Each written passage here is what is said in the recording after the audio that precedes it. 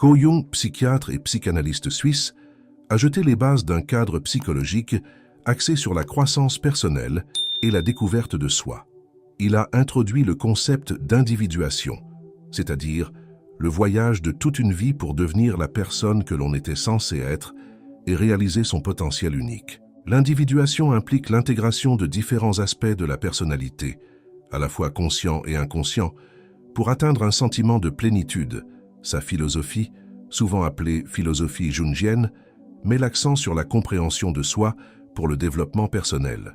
Il est l'auteur de plusieurs ouvrages, tels que La psychologie de l'inconscient, L'homme et ses symboles, Les archétypes et l'inconscient collectif, entre autres. La sagesse de Jung offre une feuille de route pour la découverte de soi, aidant les individus à comprendre leur vrai moi, à surmonter les défis et à améliorer les relations. Dans cette vidéo, nous parlons de la façon de s'améliorer en appliquant la philosophie de Jung à votre vie. Premièrement, comprenez votre subconscient. Jung dit « Votre vision ne deviendra claire que lorsque vous pourrez regarder dans votre propre cœur. Celui qui regarde dehors rêve. Celui qui regarde au-dedans s'éveille. » Selon Jung, l'une des parties les plus cruciales de la vie est la découverte de votre subconscient, en particulier ce qu'il appelle l'ombre. L'ombre est la partie la plus intense de notre inconscient, et en elle se trouvent toutes les parties de vous-même que vous niez. Cela peut inclure des traits de caractère dont vous avez honte, que vous rejetez, que vous considérez comme mauvais, etc. En conséquence, vous essayez de convaincre les autres et vous-même que vous ne possédez pas ces traits. Des exemples de ces traits sont la colère explosive, la jalousie, l'envie, la cupidité, l'orgueil, la paresse, les impulsions effrayantes, etc. Vous pensez peut-être que le fait de vous réprimer ou de vous priver de la liberté d'exprimer ces qualités fait de vous une meilleure personne. Mais toutes les choses que vous essayez de supprimer ne disparaissent pas réellement. Ils s'aggravent. Ce que nous essayons de repousser a tendance à devenir incontrôlable dans nos moments les plus faibles. L'ombre est donc à l'origine d'explosions émotionnelles, de critiques à l'égard des autres, de pensées indésirables, de blâmer injustement les autres, etc. Par exemple, quelqu'un qui est considéré comme une personne gentille, mais qui a beaucoup de colère refoulée qu'il ne pouvait pas reconnaître, peut s'en prendre avec colère à une autre personne dans un moment de faiblesse. Ces moments semblent sortir de nulle part et ont divers effets indésirables et peuvent diminuer votre confiance en vous, vous donner l'impression de ne pas avoir le contrôle de vous-même et donner envie aux autres de rester loin de vous.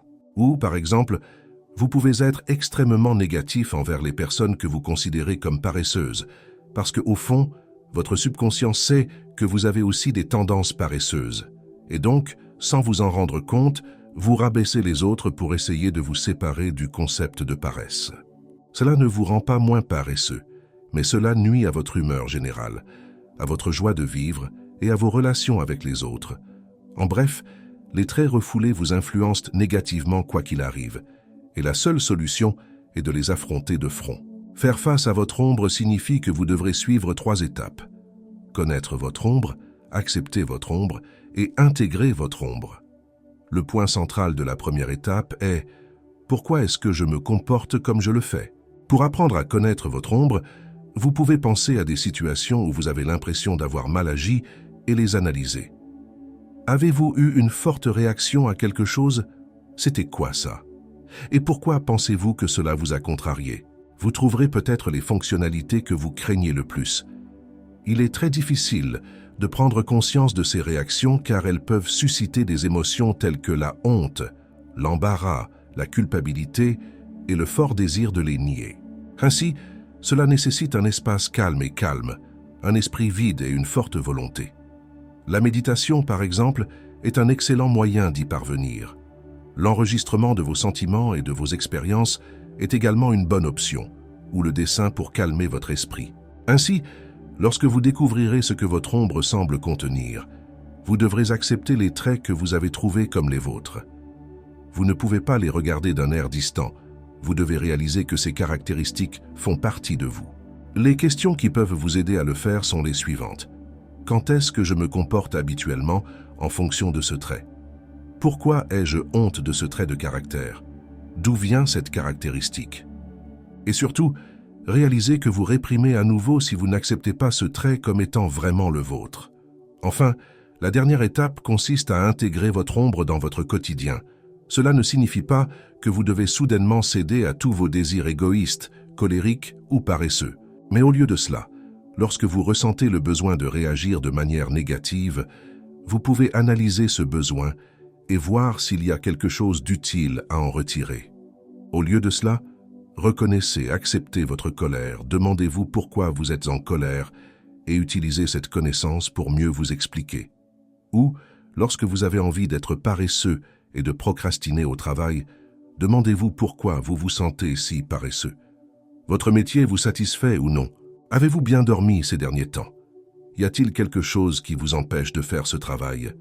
Si ce n'est pas le cas, il peut être conseillé de continuer, mais si c'est le cas, vous avez peut-être trouvé quelque chose que vous auriez autrement complètement ignoré. Votre ombre n'est pas là pour saboter, mais plutôt pour vous enseigner si vous la laissez faire. Reconnaître votre ombre vous rend plus heureux et vous permet de prendre des mesures plus authentiques et plus efficaces. C'est pourquoi Jung a déclaré que travailler sur votre subconscient, en particulier l'ombre, est l'une des étapes les plus vitales de l'amélioration de soi. Deuxièmement, travailler sur votre processus d'individuation. Selon Jung, l'individuation signifie devenir un être unique et homogène, et dans la mesure où l'individualité englobe notre unicité la plus intime, ultime et incomparable, elle implique également de devenir soi-même. Nous pourrions donc traduire l'individuation par la réalisation de soi. L'un des enseignements les plus importants de Carl Jung était son travail sur ce qu'il appelait le processus d'individuation. Le processus par lequel une personne se sépare d'un groupe et devient un individu unique. Lorsque nous sommes entourés d'autres personnes, nous avons généralement tendance à faire semblant. Cela peut être complètement involontaire, mais ça arrive quand même. Vous riez à des blagues que vous ne trouvez pas drôles, vous faites semblant d'être enthousiaste à propos de quelque chose, vous agissez plus important ou plus confiant que vous ne l'êtes réellement. Vous mentez en disant que vous vous débrouillez bien alors que ce n'est pas le cas, etc. Être dans le monde peut souvent donner l'impression d'agir. Nous nous présentons aux autres d'une manière qui garantit qu'ils nous voient comme nous le voulons. Carl Jung l'appelait un persona. Ce persona peut être grossièrement décrit comme un masque, comme un acteur le porterait sur scène. Le persona est la façon dont vous vous présentez dans des situations sociales et l'impression que vous essayez de faire sur le reste du monde. Selon Jung, nous développons notre personnalité dès la petite enfance, lorsque nous apprenons les règles et les coutumes sociales et que nous établissons des liens avec les autres. Notre persona ne se compose souvent pas d'un seul masque, mais plutôt de plusieurs masques, en fonction de la situation dans laquelle vous vous trouvez. Vous pouvez agir différemment entre amis et au travail, mais les deux peuvent faire partie de votre personnalité. Lorsque vous vous identifiez trop à votre persona, vous vous décevez constamment parce qu'il n'est tout simplement pas qui vous êtes authentiquement. Cela nuit à votre confiance et à votre image de soi et augmente l'emprise que votre ombre exerce sur vous. Par conséquent, il est extrêmement important de ne pas se fixer sur une version idéalisée de vous-même et de travailler dur pour vous voir tel que vous êtes vraiment. Le chemin vers l'individuation, selon Jung, est d'intégrer le conscient et le subconscient, de faire le travail de l'ombre, comme nous l'avons vu précédemment, et de découvrir ce qui fait partie de la persona et ce que vous êtes vraiment. Cela ne signifie pas que vous devez vous débarrasser de votre persona. Un persona peut être très utile dans votre image sociale. Par exemple, un persona vous aide à rester professionnel au travail, même lorsque vous en avez marre de quelque chose, vous aide à éviter l'escalade des conflits, passe les entretiens d'embauche et graisse généralement les rouages des interactions sociales. Mais il est important de connaître personnellement la différence entre votre persona et le reste d'entre vous et d'exercer un contrôle total sur votre persona plutôt que de le laisser vous contrôler. Si vous constatez par réflexion que vous avez des tendances à la colère que vous essayez de réprimer, alors vous n'avez pas besoin de commencer à agir en colère tout le temps ou d'exprimer votre colère chaque fois qu'elle survient. Au lieu de cela, vous pouvez vous demander dans chaque situation, est-ce que ma colère m'aiderait maintenant? Par exemple, lorsque vous êtes au travail et que votre patron strict fait quelque chose de mal, la colère ne vous aidera probablement pas. Au lieu de cela, Il serait plus utile de canaliser votre colère dans une forme d'action plus constructive, comme avoir une conversation calme avec votre patron. Cependant, si vous avez un ami qui n'arrête pas d'annuler des plans à cause de votre désagrément, peut-être que le fait d'exprimer votre colère l'aidera à se rendre compte que cela vous dérange vraiment et qu'il ne peut pas vous marcher dessus. Dans les deux cas, vous utilisez votre colère d'une manière qui vous est bénéfique, soit en l'exprimant, soit en la motivant à faire quelque chose de plus utile à ce moment-là. Si vous connaissez vos impulsions et votre persona séparément et que vous essayez de les intégrer du mieux que vous pouvez, vous commencerez à prendre des mesures qui sont uniques et bénéfiques pour vous. Vous serez tous les deux plus vous-même et vous vous mettrez en premier plus souvent. Le résultat de ce processus d'individuation est de trouver votre vrai moi. Le moi représente qui vous êtes, le passé, le présent et le futur potentiel. Il est plein d'opposés coexistant pacifiquement, tels que l'inconscient et la persona. Le soi est en constante évolution, et donc le processus d'individuation ne s'arrête jamais vraiment. Vous devez apprendre à analyser vos émotions, vos comportements, vos motivations et votre raisonnement. Cela peut être fait après des interactions sociales, mais il est préférable de le faire dans la solitude, lorsque vous avez le temps et l'énergie de vous asseoir et d'y réfléchir vraiment ou même d'écrire à ce sujet. Troisièmement, prenez soin de vous. Pour citer Jung, votre âme est dans le besoin parce que la sécheresse pèse sur votre monde. Faire du travail de l'ombre et participer au processus d'individuation sont extrêmement bénéfiques pour votre santé mentale. Et l'une des choses les plus importantes que vous faites est de bien prendre soin de vous. Cela dit, il est important de noter que l'on ne peut pas aller vers l'intérieur si les circonstances extérieures ne suffisent pas. Vous ne pouvez vous soucier de qui vous êtes que si vous n'avez pas à vous soucier de besoins plus fondamentaux comme la nourriture, la détente, la sécurité, etc. En d'autres termes, vous devez trouver une base stable pour votre vie avant même de commencer à faire tout autre travail sur vous-même. Vous devez avoir un objectif, qu'il soit éducatif, sous forme de travail ou axé sur la famille. Vous devez avoir une maison, des gens autour de vous qui se soucient de vous et qui peuvent vous aider. En d'autres termes, vous devez bien prendre soin de vous.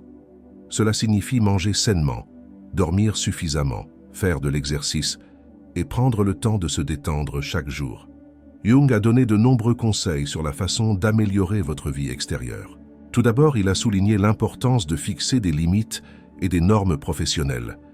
Ces normes ne devraient pas être grandes et inabordables. Vous n'obtiendrez peut-être pas l'emploi ou la situation que vous vouliez, mais vous pouvez toujours essayer de voir la lumière dans votre travail. Avoir l'emploi de vos rêves n'est pas une condition nécessaire pour être fier de votre travail. Au lieu de cela, pour trouver ce sentiment avec le travail que vous faites, posez-vous la question suivante. Faites-vous de votre mieux? Y a-t-il un moyen d'ajouter une touche personnelle à votre travail? Quelle partie de l'œuvre voyez-vous reflétée dans votre travail? Bien sûr, vous n'êtes pas limité à ces questions, mais c'est un bon début. Le fait est que ces schémas devraient vous préoccuper autant que s'il s'agissait d'une tâche que vous préféreriez faire. Une autre bonne leçon à mettre en pratique dans votre vie extérieure est de trouver l'équilibre. Tout comme votre moi est constitué d'opposés équilibrés, vous devriez également essayer de le faire dans votre vie. Pour chaque heure de travail, assurez-vous de vous reposer suffisamment. Pour chaque moment passé à socialiser, assurez-vous de passer du temps seul. Mangez des aliments qui vous font vous sentir bien et qui sont sains. Ne dormez pas trop, mais ne dormez certainement pas trop peu. Alors que la sécurité financière est une nécessité de base, la richesse ne l'est pas, et essayer de la poursuivre est susceptible de devenir destructeur à long terme.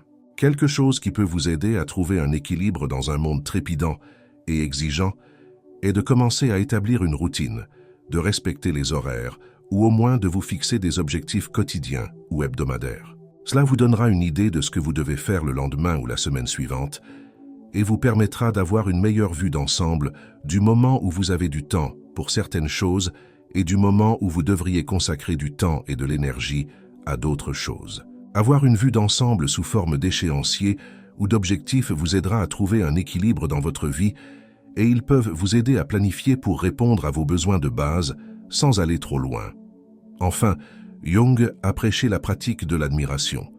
L'une des compétences les plus essentielles à apprendre dans votre vie est la compétence de l'appréciation.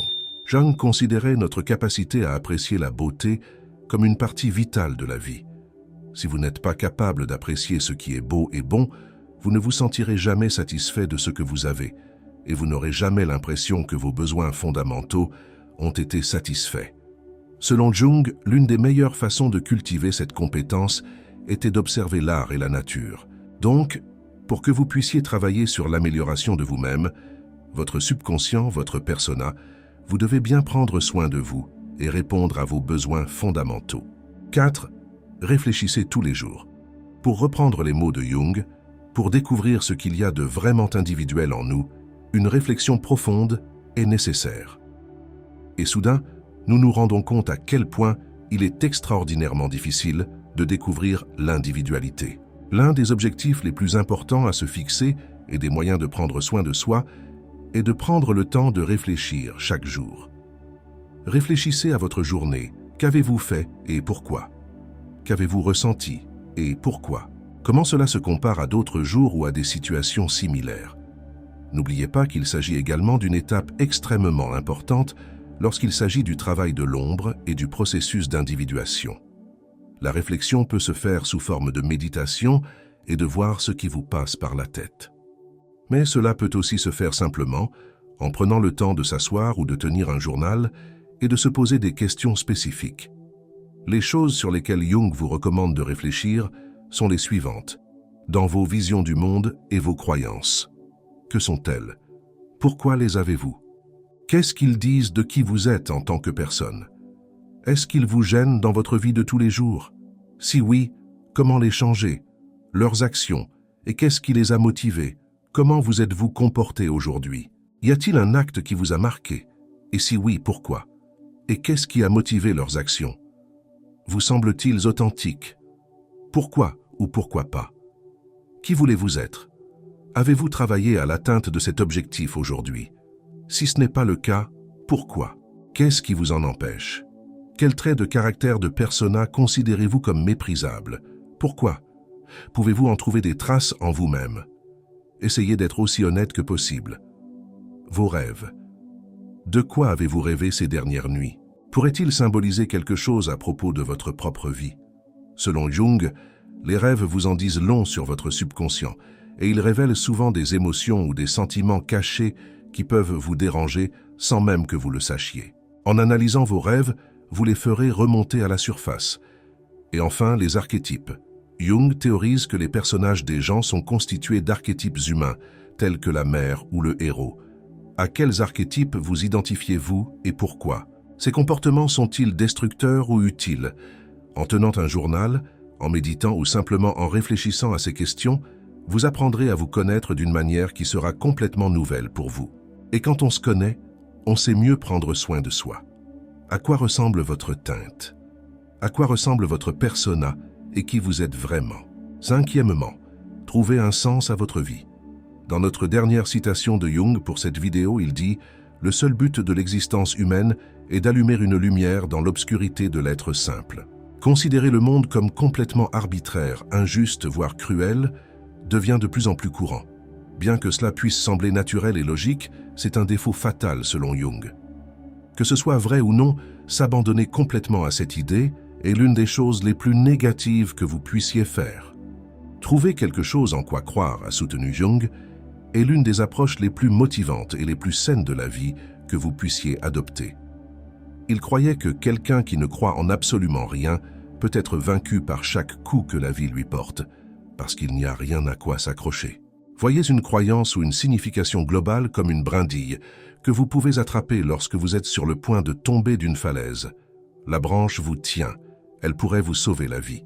Vous avez besoin de quelque chose à quoi vous accrocher. Lorsque vous aurez cela, vous serez toujours en mesure de comprendre le chaos dans l'univers, dans votre vie et en vous-même.